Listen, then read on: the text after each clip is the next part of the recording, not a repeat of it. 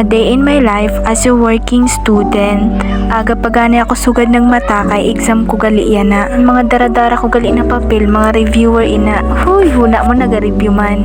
Pero syempre, habo ko gani na mabagsak kay kamahal sa tuition. Nag-ayos na gani ako da sa nakon pamayhon kay kung mabagsak man, at least maganda. Huy! Nagkuwagan ako sinang bado sa akon kwarto para suluton ko yan sa akon trabaho. Kag pagkatapos ko gani magay sa pamayhon ko, amo pala nagkaon. Huy, baliktad. Habang nagakaon yan ako dan, napatulala ako.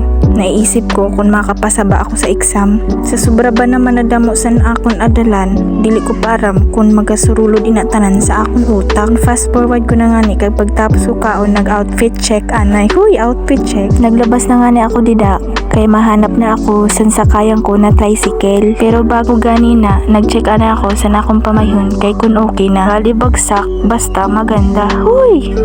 Pero dili gani pwede na mabagsak kay grabe mahal sa tuition. Naglabas na nga ako sinakang nagtuna na paglakat kay naghanap sa tricycle. Pero gani kay wala ako sinang tricycle na nakita kaya naglakat na anay ako sinapalabasan.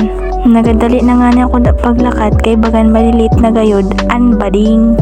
Kuna ko gani, hasta na lang na maglabasan, dili ako makasakay sa tricycle. Pero pagkataod-taod gani isa na may tricycle na nagpasakay na sa akon. Kagin fast forward ko na gani hanggang sa nakaabot na kami sa highway. Maayos lang gani kay ini na nasakyan ko na tricycle bagan may pakpak. Huy, may pakpak. Kin fast forward ko na gani kag nakaabot na ako sa eskwelahan. Nag-video gana na ako dida kay wara pa an amon teacher. In-videohan ko gani din mga classmate ko, naggrabe talaga mag-review. Kag natapos na ganin amon exam da kag nagpauli na ako sana. Salamat lang gad kay tanan na inadala na akon naglabas. Kag hanggang di dinala gani na akong video. Salamat sa pagpanood.